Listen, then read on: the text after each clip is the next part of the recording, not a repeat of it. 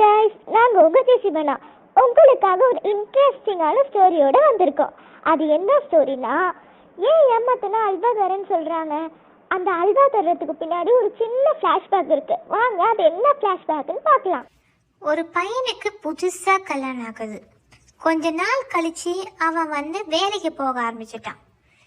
வேலைக்கு போயிட்டு வர வழியில் ஆசையாக தன்னுடைய புது பொண்டாட்டிக்கு முறுக்கு வாங்கிட்டு கொடுக்குறான். கொடுத்த பிறகு அவன் நைட்டு 10 மணிக்கு கடுக்கு முடுக்குன்ட்டு சத்தத்தோட அந்த முறுக்கை சாப்பிட்றான்.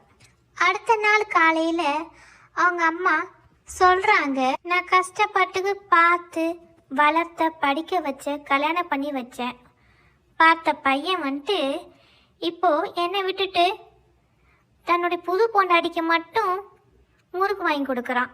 எனக்கு இது வரைக்கும் ஏதாவது அவங்க அம்மான்னு சொல்லிட்டு ஏதாவது வேண்டி கொடுத்துருப்பானா? எதுவுமே கிடையாது. ஆனால் நேற்று வந்த பொண்டாட்டிக்கு மட்டும் முறுக்கு வாங்கிட்டு கொடுத்துருக்கான்.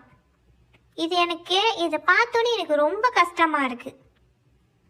இதெல்லாம் சொல்லி காலையிலே முதல் சண்டே ஆரம்பிச்சிட்டாங்க.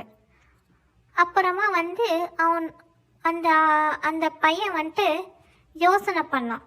இது என்ன இந்த முறுக்கு சத்தம் கேட்டதால தானே அம்மா நம்மக்கிட்ட சண்டை பிடிக்கிறாங்க. நம்ம வேற ஏதாவது ஐடியா பண்ணுவோம் அப்படின்னு சொல்லிட்டு அந்த பையன் யோசிச்சானான். முறுக்கு வாங்கி கொடுத்தா தானே பிரச்சனை, நம்ம வேற ஏதாவது வேண்டி கொடுத்தா நல்லா இருக்கும்னு சொல்லிட்டு யோசனை பண்ணானாம்.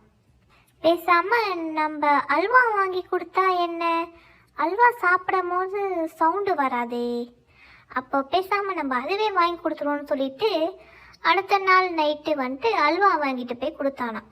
கொடுத்த பிறகு தன்னுடைய மனைவியும் ஆசையாக சாப்பிட்டாலாம். சாப்பிட்ட பிறகு அடுத்த நாள் காலைல ஆனோடனே அவங்க அம்மா எந்த ஒரு சவுண்டுமே இடலையாம். அவங்க பாட்டுக்கு அவங்க வேலை செஞ்சுட்டு இருந்தாங்களாம். மகனுக்கு ரொம்ப சந்தோஷமாயிடுச்சு. அப்போது நம்ம மனைவி சாப்பிட்டது அல்வா சாப்பிடும் போது சத்தம் வரல, அதனால தான் அம்மாவுக்கு காதலும் உழுல. அதே சமயத்தில் நம்மக்கிட்ட சண்டையும் போடலை, நல்லதாக போச்சு, நம்ம இதுவே மெயின்டைன் பண்ணுவோம்னு சொல்லிட்டு அவன் ரொம்ப இது பண்ணி சந்தோஷமானானான்.